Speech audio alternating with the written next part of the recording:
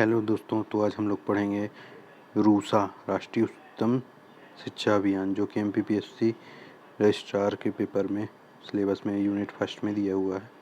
तो देखते हैं इसकी शुरुआत कब की गई थी। अक्टूबर 2013 को इसकी शुरुआत की गई थी। याद रखेंगे, यह केंद्र प्रायोजित योजना है। ये पूछा जा चुका है पिछले PYQ में, प्रीवियस ईयर क्वेश्चन पेपर में, ठीक है ना। इसका उद्देश्य क्या है? पूरे भारत में शिक्षा संस्थानों को रणनीतिक वित्त पोषण प्रदान करना, ठीक है ना। केंद्रीय वित्त पोषण सामान्य श्रेणी के राज्यों के लिए 60:40 याद रखेंगे, और विशेष श्रेणी के राज्यों जैसे केंद्र शासित प्रदेश और पिछड़े राज्यों के लिए उन्हें 90:10 के अनुपात में। जैसे 60 कितना कौन देगा? केंद्र देगा, वित्त पोषण करेगा। 40 कौन करेगा? राज्य करेगा। और इसमें 90 करेगा, इसमें 10 करेगा, ठीक है ना। केंद्र प्रशासित प्रदेशों के लिए 100% भी ये प्रावधान दिया गया है, ठीक है। वित्त पोषण की राशि विशिष्ट संस्थानों को राज्य सरकारों के शासित प्रदेशों के माध्यम से दी जाती है, ठीक है ना। विभिन्न राज्यों को वित्त पोषण राज्य उच्च शिक्षा योजनाओं के मूल्यांकन के आधार पर किया जाता है, ठीक है ना। वित्त पोषण जो होता है राज्य उच्च शिक्षा योजनाओं के मूल्यांकन के आधार पर किया जाता है कि कैसे राज्य उच्च शिक्षा में राज्य जो है उसमें भागीदारी कर रहा है, ठीक है, उच्च शिक्षा को बढ़ावा दे रहा है, ठीक है ना।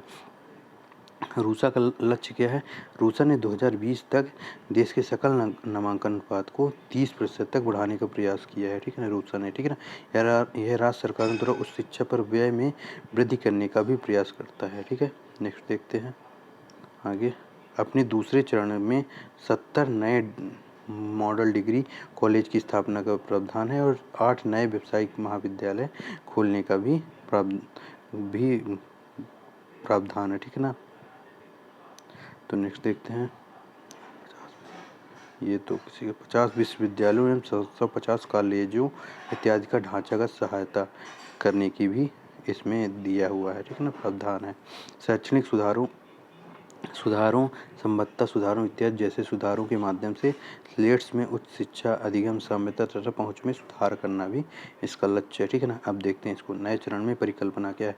रूसा के नए चरण का लक्ष्य सुविधा से वंचित क्षेत्रों, अपेक्षाकृत कम सुविधा वाले क्षेत्रों आदि पर पहुंच स्थापित करना और सतत विकास लक्ष्यों का लाभ प्रदान करना इसका उद्देश्य है, ठीक है ना। यह याद रखेंगे। राज्य सरकारों को नए मॉडल डिग्री कॉलेज बनाने के लिए भी सहयोग दिया जाएगा, ठीक है ना, याद रखेंगे। बहुविषयक शिक्षा और अनुसंधान के लिए राज्य के विश्वविद्यालयों को सहायता दी जाएगी, ठीक है ना। बहुविषयक शिक्षा के लिए विश्वविद्यालयों को सहायता दी जाएगी। भारतीय भाषाओं में सिखाने सीखने सहित विभिन्न गतिविधियों के लिए मान्यता प्राप्त और गैर मान्यता प्राप्त विश्वविद्यालयों एवं कॉलेजों को मजबूती प्रदान करने के उद्देश्य से अनुदान प्रदान भी किया जाएगा रूसा के तहत। और अनुदान कौन देगा? UGC आयोग देगा, ठीक है ना। उद्देश्य जरूर याद रखेंगे, ठीक है ना। पूछा जा सकता है कि क्वेश्चन में आ जाएगा कि कौन कौन से इसके उद्देश्य हैं, कौन इसके उद्देश्य नहीं है, ठीक है ना। राज्य संस्थानों की समग्र गुणवत्ता में निर्धारित मानदंडों और मानकों के अनुरूप सुधार करना, ठीक है ना, इसका उद्देश्य है, ठीक है ना। एक अनिवार्य गुणवत्ता आश्वासन ढांचे योग्यता का प्रमाणन को अपनाना भी इसका उद्देश्य है, ठीक है। राज्य विश्वविद्यालयों में स्वायत्तता को बढ़ावा देना और संस्थानों के शासन में सुधार करना भी इसका उद्देश्य है। संबद्धता शैक्षणिक और परीक्षा प्रणाली में सुधार करना भी इसका उद्देश्य है। सभी उच्च शिक्षण संस्थानों में गुणवत्ता युक्त संकायों की उपलब्धता और रोजगार के सभी स्तरों पर क्षमता निर्माण सुनिश्चित करना भी इसका उद्देश्य है, ठीक है। नेक्स्ट देखते हैं। उच्च शिक्षा प्रणाली में अनुसंधान के लिए एक सक्षम वातावरण बनाना भी इसका उद्देश्य है।